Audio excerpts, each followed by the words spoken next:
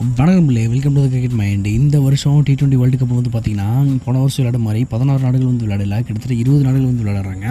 20 நாடுகள் வந்து பார்த்திங்கன்னா வந்து 4 குரூப்பாக வந்து பிரிக்கப்படுது. 4 குரூப்லேயும் வந்து 5 டீமாக வந்து அணிகளாக வந்து பிரிக்கப்படுது. அந்த 5 அணிகளில் எந்த 2 டீம் வந்து அதிகமாக பாயிண்ட்ஸ் எடுத்து ஜெயிக்கிறாங்களோ அவங்க வந்து சூப்பர் 8 வந்து விளையாடுவாங்க. சூப்பர் 8ல் விளையாடுற டீம்ஸ் எல்லாம் வந்து பார்த்திங்கன்னா 8 டீமாக வந்து பிரிவாங்க. அந்த 8 டீமில் 3 மேட்சஸ் விளையாடி அந்த 3 மேட்ச்லேயும் வந்து எந்த டீம் வந்து எந்த 2 டீம் வந்து அதிகமாக ஜெயிக்கிறாங்களோ அவங்க 4 பேர்த்துக்கு வந்து பார்த்திங்கன்னா செமிஃபைனல்ஸ் வைப்பாங்க.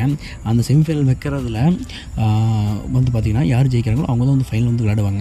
அந்த மாதிரி 55 மேட்சஸ் வந்து இந்த வருஷம் வந்து பிளான் பண்ணியிருக்காங்க. கிட்டத்தட்ட இந்த ஒரு வேர்ல்டு கப் வந்து பார்த்திங்கன்னா யூஎஸ்லேயும் அப்புறம் இந்த கரேபியன் மீதான வெஸ்ட் இண்டீஸ்லேயும் வந்து நடந்துகிட்ருக்குது இந்த ஒரு வேர்ல்டு கப்பு. ஸோ இந்த வேர்ல்டு கப்பில் வந்து பார்த்திங்கன்னா 20 நாடுகள் வந்து நடக்கிறது ரொம்பவுமே வந்து அதிபயங்கரமான ஒரு விஷயம் தான். ஏன்னா இப்போ வரைக்கும் 10 டீம் தான் வந்து விளையாடிருக்காங்க வேர்ல்டு கப்பை. இப்போ வந்து பார்த்திங்கன்னா 20 டீம் வந்து விளையாடுறாங்க. நீங்கள் என்ன நினைக்கிறீங்க?